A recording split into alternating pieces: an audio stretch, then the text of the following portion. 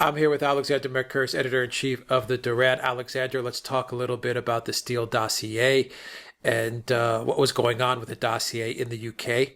This is before Trump was briefed on the dossier. There are reports floating around that say that the dossier was being looked at by UK intelligence services.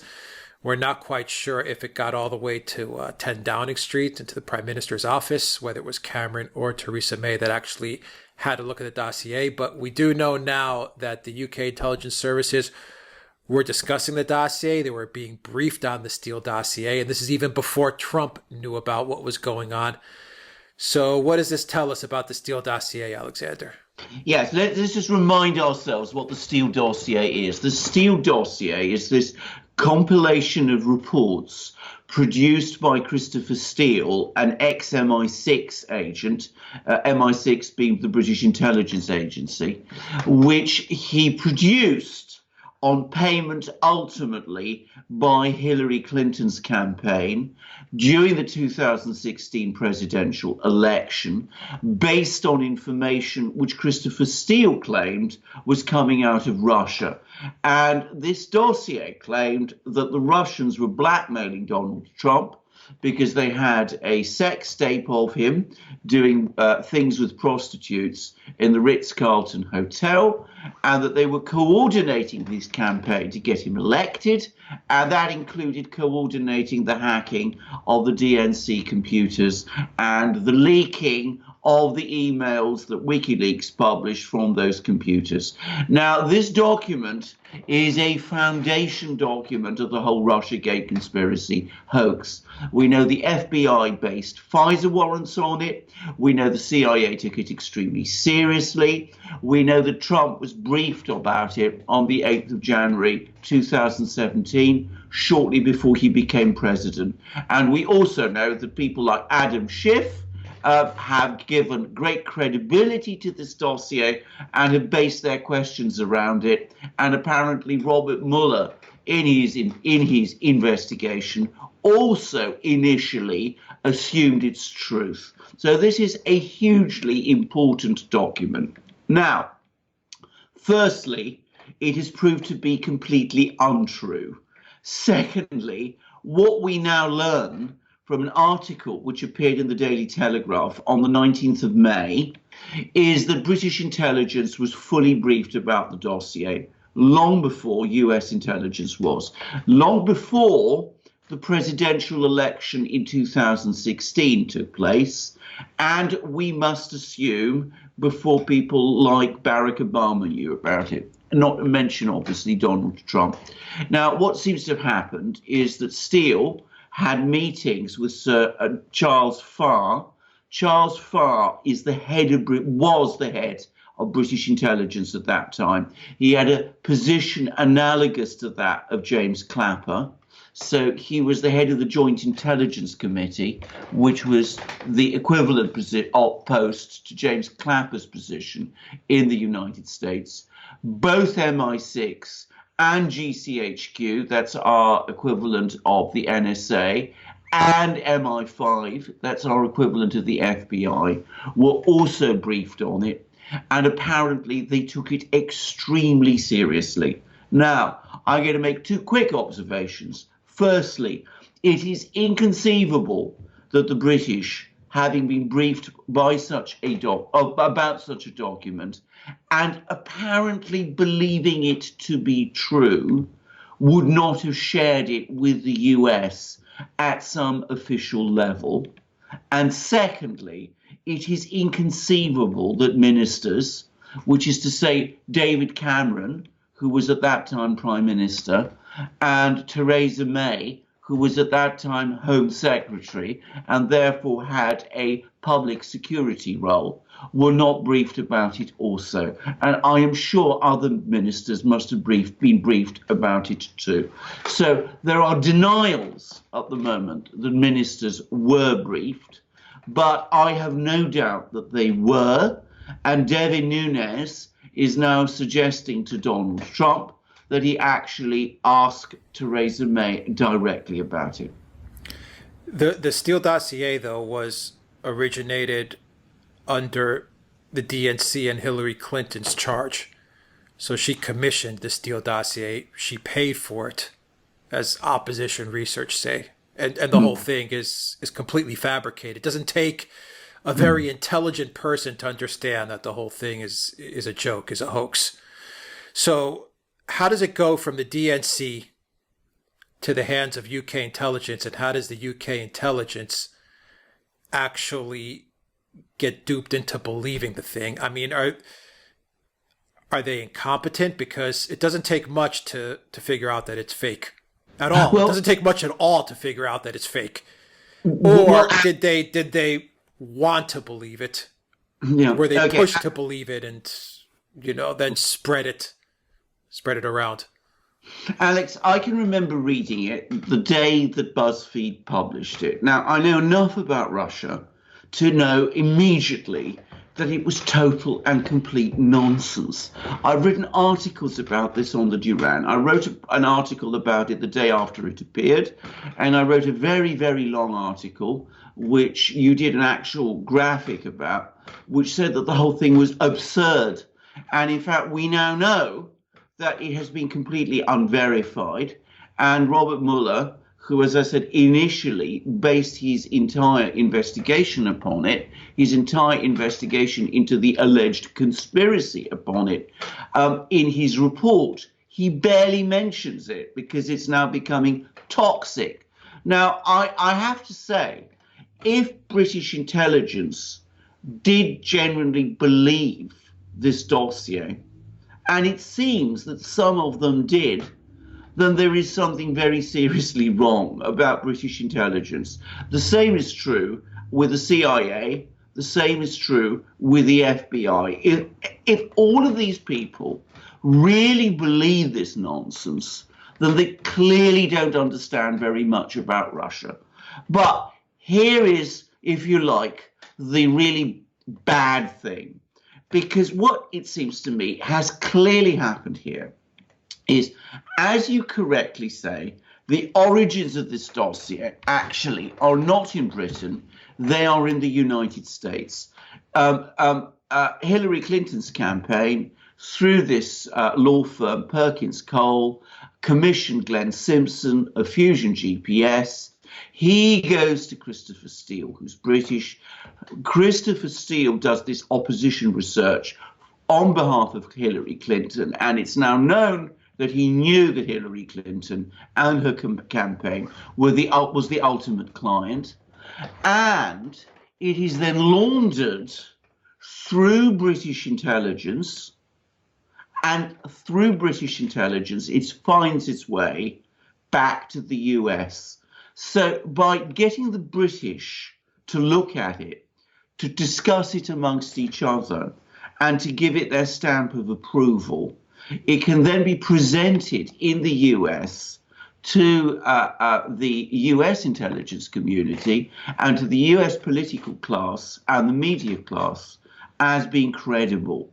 And we know that in the summer of 2016, the top British intelligence official, Bob Hannigan, who was the head of GCHQ, actually visited the United States. He went to Washington and he met with the CIA, that's to say with Brennan, and he gave them information about Russian penetration and collaboration with the Trump campaign. And I have no doubt, and this Daily Telegraph article all but confirms it, that the information he gave them was the Steele Dossier. So you see how it was arranged, because I've no doubt this was arranged, for the British to launder this document to give it more credibility in the US, even though its actual point of origin was the US. Yeah, so the US, so Glenn Simpson gets paid a crap load of money by the DNC and by Clinton to create some sort of smear against Trump. He goes to Christopher Steele, gives him a part of the money that he's taken in. So now Steele's got all this money. Steele then goes to journalists. He goes to some Russian contacts that he knows. And he basically spreads around the money a little bit here and there. Right, these guys then say, okay, whatever. You want some salacious stuff? I'll make up some salacious stuff. You want an article to confirm your dossier? I'll write an article to confirm your dossier. And that's how it all comes together. This stupid piece of crap is what it was. Stupid piece of crap. So Steele puts it together. He gets paid. Everyone goes on their way. They think Hillary Clinton's going to win. No problem, right? She's going to win. This whole thing will get buried. End of story. Now, Hillary Clinton doesn't win. The dossier gets laundered from the UK, goes back to Comey. I'm sure the intelligence agencies, there may have been some people that believed it, but I'm sure that they're not that stupid.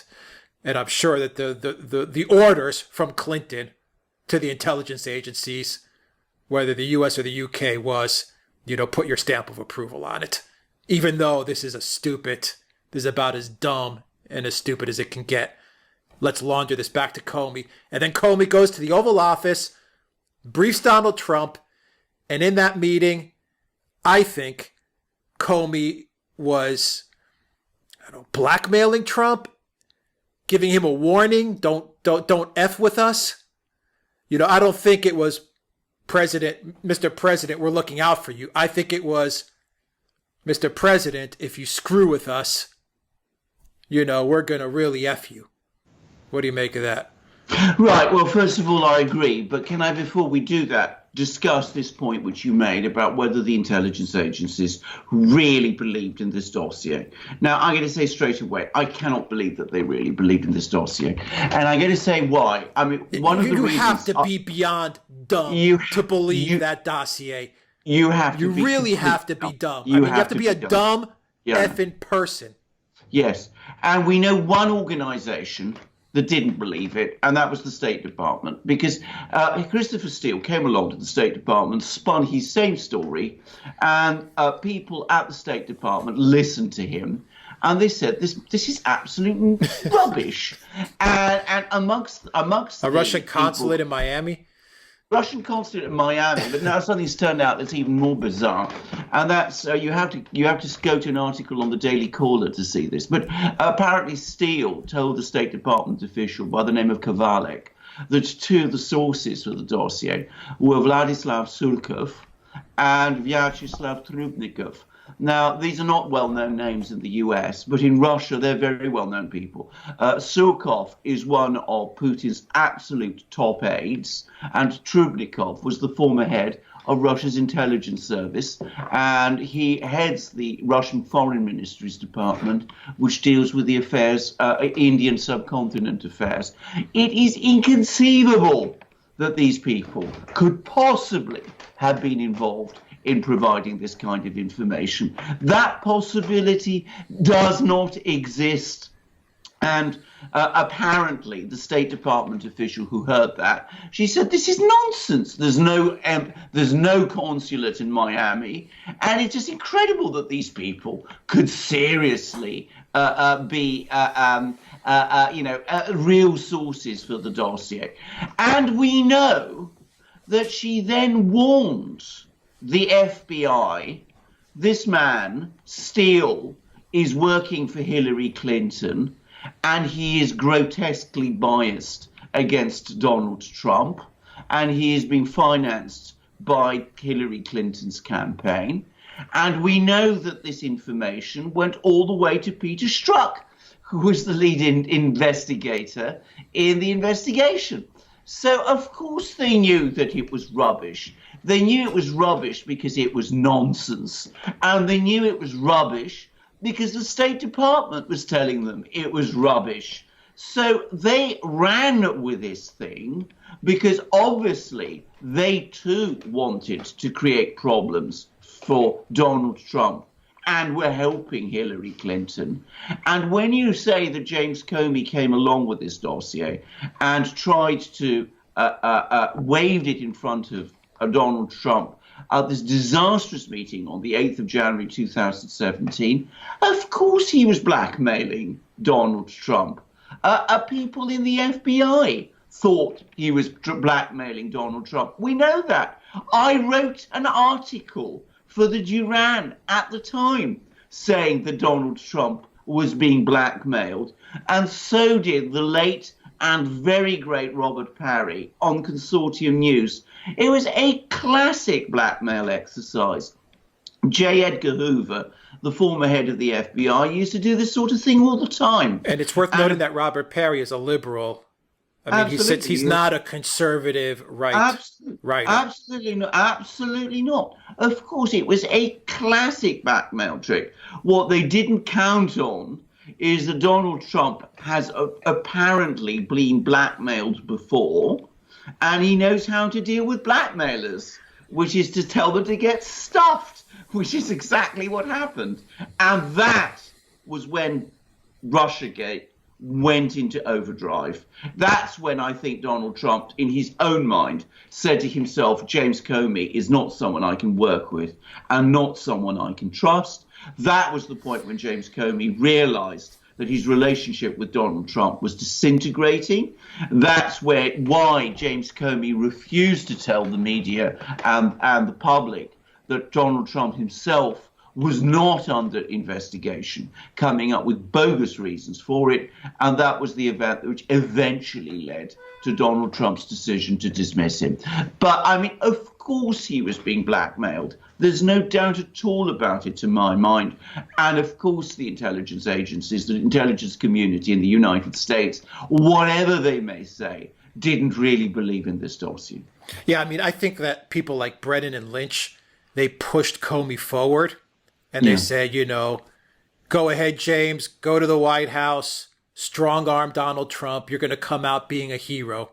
And I think Comey probably believed that. He didn't expect Trump to, go tell him to F off. And then you have Comey, going back to like Brennan and Lynch and all the people that are pushing him there saying, oh, crap, it looks like that Trump's going to fight this. Yeah. And so now you're in the position where, you have Comey now, taking on Brennan. You have Brennan taking on Comey. You have Lynch taking on Comey. And I think that, to me, it seems that Comey's kind of sitting there saying, you know what? I was also duped. Yes. They set me up as the fall guy. I thought I was going to be this, really cool, really strong, really heroic, figure. And at the end of the day, not only did Trump tell me to go screw myself, now the people that put me up to this are also throwing me overboard.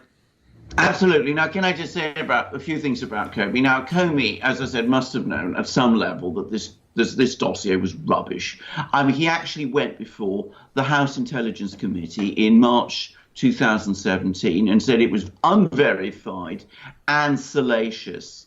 Yet he, director of the FBI that he was, used this unverified and salacious dossier in order to get FISA warrants against Carter Page. So, already you're seeing a massive inconsistency and an unexplained inconsistency in his behavior. Now, I read James Comey as an extremely weak, extremely scheming, very ambitious man. He knew that what he was doing was wrong. He was constantly being strong-armed by people like Brennan and the CIA, and probably by hardliners within the Obama administration like Susan Rice, to come down heavily on Donald Trump. Possibly he was getting pressure from the White House. Anyway, whatever it was, he went along with it. He did it repeatedly. Sometimes he would try and back off. So the intelligence community published a disgraceful statement in October 2016, which during the election, which basically said the Russians were trying to help Donald Trump get elected, and Comey refused to sign it. And then a few weeks later, there he is trying to blackmail Donald Trump and helping to set up Michael Flynn and get him sacked too. So I think Comey comes across appallingly in this business. And yes, I think he is the fall guy, but he's only the fall guy because he made himself that.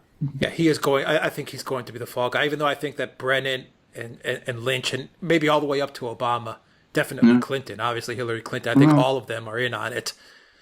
But I think that they've now set up Comey to be the fall guy. And Comey's trying to resist that. He's trying to figure out a way to squirm his way out of it.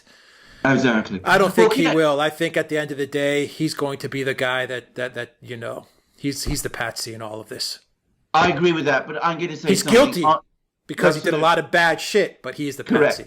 I agree. Now, can I just say something about that? Yes, I agree. I think he is the fall guy, but I think that he is a fall guy who will probably talk and bring others down with him, because I don't think that Comey is going to stay silent and won't talk about the kind of pressures he was being put under by people like Brennan and who knows, maybe Susan Rice, Loretta Lynch, whoever it was. So I think he will talk, actually, and I think that will lead on to more and more people further up the chain, going all the way, obviously, to Hillary Clinton and her campaign, but deep, I'm suspect, into the White House also, into Obama's White House, because I don't believe that he would not have taken basic steps to protect himself. Yeah, but can you not say that, this is, how do I phrase this? They're not going to want to take Clinton and Obama and Loretta Lynch and Susan Rice. They're not going to want to take them down. Even Brennan, even though Brennan is a very low IQ individual. He's a slime ball, but you can tell he's a pretty low IQ guy. They're not going to want to take him down either. They're going to, I think they're going to try to work some sort of deal, even with Barr, even with Trump and the White House. They're going to say, look, we're giving you a big fish here in Comey. Let's just end this now and move on. I think that's quite possible. I'm going to make a guess that one other person who could be in trouble is Brennan. Actually, you think they're going to take Brennan down? I think he's too deeply implicated in all of this. The other people who must be sweating are the British, because as I said, they were used to launder this document. They were used to do all the spying on George Papadopoulos and do other things, presumably with Papadopoulos also. And I think they must sense that there is a massive bomb underneath them. This article in the Daily Telegraph that I was talking about, that basically says as much. So I think the British are sweating. I think the Australians are certainly sweating too because of the Papadopoulos affair. But I think it will go up into the CIA. And personally, I think Brennan will be implicated. I agree, by the way, about the politicians. I'm sorry to say that, but I don't think any of the political appointments, people like Susan Rice, Ben Rhodes, Hillary Clinton, possibly Obama himself, I don't think we'll see a finger on them. Yeah, they're in on it, but they're going to make some excuse for the good of the republic. Let's not go after these guys. What they will say is that they were misled by Clapper, Brennan, and Comey. By the way, I think Clapper also will manage no doubt to wriggle out of this one. But I think that that's what the politicians will say, and that's what everybody will, official Washington will accept. Most people, at least those people who follow this thing very closely, will entertain other suspicions. But I think that will be the line that will be taken. I agree. What does the UK or Australia have to worry about? Okay, they're knee deep in it. They spied on Papadopoulos. They helped launder the dossier. They helped, give the dossier their stamp of approval before sending it back to the States. But what do they really have to worry about other than the wrath of Trump, so to speak, who they don't even like anyway? Theresa May, the Conservatives, Labour Party, they don't like Trump anyway. So what do they need to worry about? First of all, they won't like the nature of what they were doing to be exposed to the light of day. That is always something that the British are extremely nervous about. But I think it goes much further on this occasion. I think that what they risk and what they are afraid of is that the intelligence agencies in the US and perhaps some of the politicians implicated in this thing in the US, they will use the British as their alibi. They will say, well, actually, we didn't do our job properly because we believed the British. After all, the British are our reliable ally. They are the experts on Russia. They know what they're saying. Christopher Steele is this enormously reliable person. So that's going to be the alibi that Brennan and Comey and Clapper and all the rest are going to come up with. And the British are going to be very worried and embarrassed about that indeed. So it'll just be an embarrassment type of thing. It won't be. I mean, Comey could face, Comey and Brennan, these guys could get destroyed. But for the British intelligence and, it'll just be. Well, it could be, but bear in mind the British intelligence is paid by the US. When I say paid, I mean that quite formally. I believe the NSA gives GCHQ, that's the British equivalent of the NSA, $12 billion a year as part of an agreement. Now, if the Americans are really angry, or they maybe not so angry, but they really want to blame the British for what happened, say it was the British who are the cause of the debacle, they could pull the plug on at least some of that money. And that would be very, very difficult for the British, because in Britain, the intelligence agencies are oversized, in part because they rely so much on American backing and American money. All right, well, Trump could take some of that money that he pays at GCHQ and maybe divert it to build a wall or something. Absolutely, why not? Much more useful, far more useful. The fact, as I said, that all these important people in Britain, the head of the Joint Intelligence Committee, no less, behaved as if they believed the nonsense that Christopher Steele was peddling. That really suggests that there's something systemically wrong there. Yeah. I still can't believe that many people actually took that thing seriously. No. Well, pretended that they believed it. It's just as bad, because, of course, if they pretended they believed that, what else have they pretended to believe? Christopher Steele was the same person, was the intelligence officer who compiled the dossier that was used during the Litvinenko trial. There you go. So, that says it all. So, he was involved in that. He was also the intelligence officer who apparently put together a dossier that claimed that the Russians bribed their way to get the World Cup. By the way, that proved to be untrue. Yeah. He also apparently provided intelligence, or what he called intelligence, about Russian involvement in the Ukrainian crisis and in the war in the Donbass. Christopher Steele has been a busy man. It's all corruption, Alex. And when I think of stories like this, I just think that these guys just get money from the government, from the state. Yes, Hillary Clinton, she's taking all her money from the U.S. government and the taxpayers as well. And I think these guys like Christopher Steele, that money just comes to them, $1, $2, $3, $4 million. And then they just fabricate this stuff. All this stuff I think is just purely fabricated. And think about it. Christopher Steele probably contacts one of his guys in Russia, some guy that used to work, in Russian intelligence, retired guy. And he says, "Look, man, here's, $20,000. Just, make up some story at some hotel. Pick the hotel. I don't care which one. Pick a hotel and make up a story." So the guy in Russia says, $20,000? It's an easy $20K. Here you go. Pee in the bed at the Ritz. Done. The trouble is, Alex, I am sure all of that goes on all the time. I am sure so many of the stories we read in the media are produced in exactly that way. I think if you go to the Middle East, for example, I think this is a mass production of so-called intelligence that gets churned out of there. Just for once, on this one occasion with Russiagate, because they went after the man who became president of the United States, the light has been shone on this world. They took it too far. They took it too far.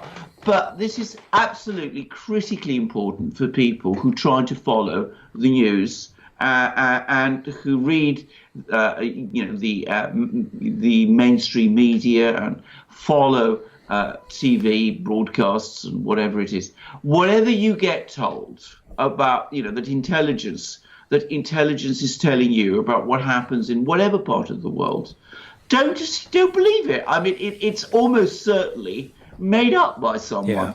I concluded that long ago. They let their hatred for Trump, Yeah.